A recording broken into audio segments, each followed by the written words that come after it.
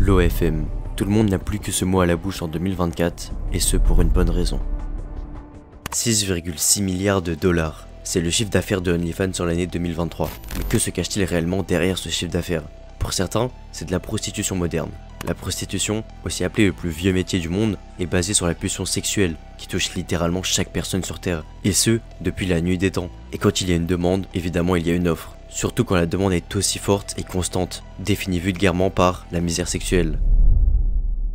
On est donc en 2016 et à l'époque, tout le monde est déjà fasciné par les business en ligne, puisque chacun est conscient du potentiel que ça représente. Et parmi les sites qui marchent le mieux sur internet, on retrouve notamment les sites pornographiques. Pas étonnant, puisque le désir sexuel est un des aspects les plus puissants de l'être humain, mais également puisque ça existe depuis les années 90, avec la révolution qui a été le streaming, permettant de publier des vidéos grâce à un débit internet amélioré. Forcément, on se retrouve rapidement avec des vidéos pour adultes publiées sur internet. En voyant tout ça, un certain Timothy Stockley comprend l'opportunité que représente ce contenu, le contenu pour adultes sur internet, et décide de fonder la plateforme qu'on connaît tous, OnlyFans.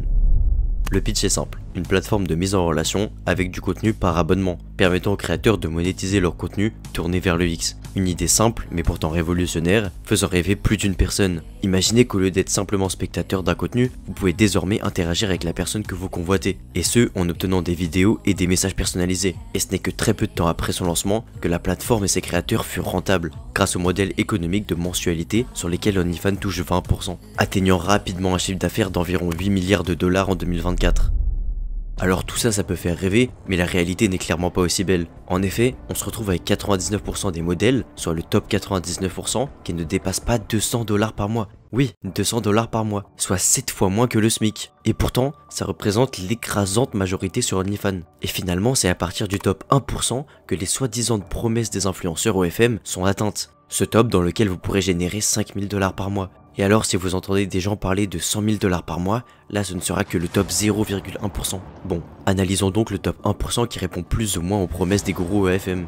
Et ce, avec 5 000 $ par mois. Parmi ces 5 000 $, il faut tout d'abord déduire la commission de 20% que prend OnlyFans, puis les taxes et les impôts du pays dans lequel on réside. Donc là forcément, si on n'est pas exilé à Dubaï, ce qui représente une minorité, la France taxera une grande partie de ses revenus.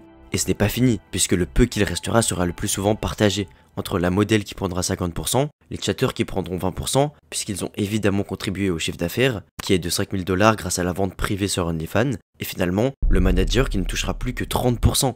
Et là, on parle bien du top 1% des gens. Bon, je donne des pourcentages, c'est bien beau, mais qu'est-ce que ça donne concrètement? On part donc avec ces 5 000 $, auxquels on soustrait tout d'abord les 20% de commission de OnlyFans. Le calcul est simple, on arrive à 4 000. Sur ces 4 000, on applique les taxes et les impôts français. On arrive donc environ à 2 840 $, soit 2 840 qu'il faut se partager entre les membres impliqués. On arrive donc à 1 420 $ pour la modèle, 568 $ pour le chatter, et finalement seulement 852 $ pour le manager. 852 $ en étant top 1%.